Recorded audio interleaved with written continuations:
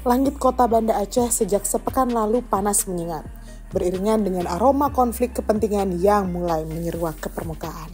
Simaklah, jika sebelumnya isu pemanggilan salah satu Pokja Biro Pengadaan Barang dan Jasa atau BPBJ Setda Aceh oleh penyidik Direktorat Reserse Kriminal Khusus atau Ditremkrimsus Polda Aceh hanya berupa percikan, kini mulai menyulut pertanyaan, kecurigaan, bahkan dugaan permainan besar yang melibatkan berbagai pihak dari eksekutif hingga legislatif.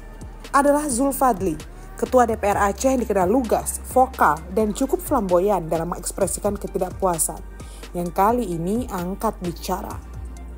Dalam pernyataan terbuka kepada media pers pekan lalu, ia mempertanyakan pemanggilan yang dilakukan Polda Aceh.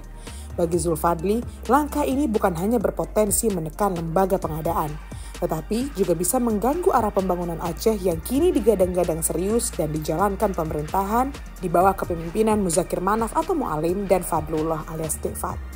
Namun, seperti panggung sandiwara, tidak semua aktor terlihat.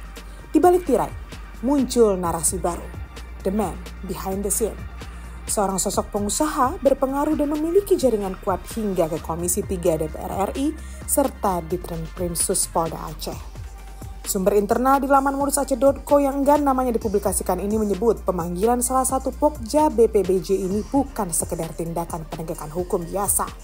Ada aroma negosiasi, bahkan tekanan yang tujuannya bukan untuk membongkar korupsi, tapi membuka pintu ke ladang basah proyek-proyek besar pemerintah Aceh pada tahun anggaran 2025. Caranya klasik, ungkap sumber tersebut. Panggil Pokja, buka dugaan korupsi, giring opini, lalu ajak bicara. Kalau sepakat, proses dihentikan, kalau tidak, berlanjut dengan kasus. Siapa pengusaha itu? Belum terungkap jelas, tapi yang pasti, ia bukan sosok baru. Ia dikenal luas di kalangan birokrat Aceh dan pengusaha di Medan serta Jakarta. Sosok ini juga disebut dekat dengan penguasa Aceh saat ini serta sejumlah pejabat tinggi di Jakarta, serta pimpinan partai lokal maupun nasional. Tahun-tahun sebelumnya, ia kerap mendapat jatah proyek dari pemerintah Aceh. Namun, 2 tahun terakhir langkahnya agak tersendat. Tahun ini, ia ingin comeback besar-besaran dan proyek Jumbo adalah sasaran bidikannya. Melalui kedekatannya dengan oknum di Komisi 3 DPR RI, diduga ia mulai mengatur panggung, memanfaatkan jalur hukum sebagai alat tekanan dan membungkusnya dengan dalih pengawasan serta integritas. Di sisi lain, pertemuan antara Kepala BPBJ Setda Aceh Said Mardatilah dengan Komisi 4 dan Ketua DPR Aceh tampaknya belum menyentuh isu-isu panas seperti dugaan barter proyek dan intimidasi oleh oknum aparat. Said sendiri mengaku pertemuan berjalan formal, hanya membahas realisasi tender proyek tahun anggaran 2025. Namun, di luar ruang pertemuan itulah perang sunyi dimulai. Rencana Zulfadli untuk menyurati Ditremkrimsus Polda Aceh tampak sebagai manuver menahan arus tekanan balik. Asumsi liar mulai bermunculan. Pernyataan keras Zulfadli sesungguhnya dipantik oleh permainan internal BPBJ itu sendiri. Ini strategi Ketua DPR Aceh, didorong agar jadi tameng hidup dan face to face dengan jajaran Polda Aceh, sehingga pejabat teknis bisa lebih leluasa memainkan proyek di belakang layar, ungkap sumber lainnya. Dalam narasi yang lebih luas, kisru ini menjadi cermin dari problem klasik di negeri ini.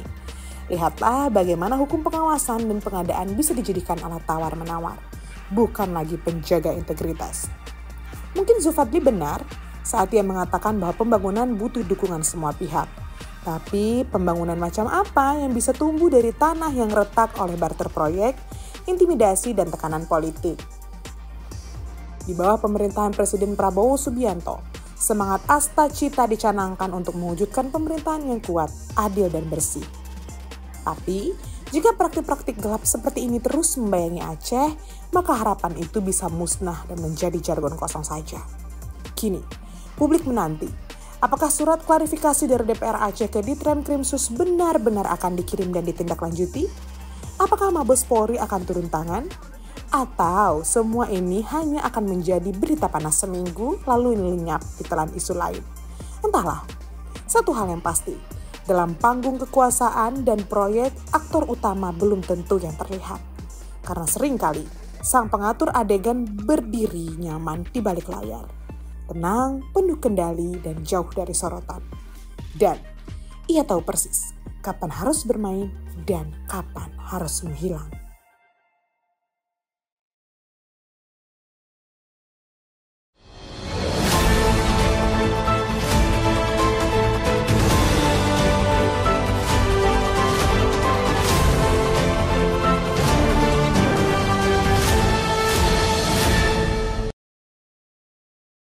Jangan lupa like, komen, dan subscribe.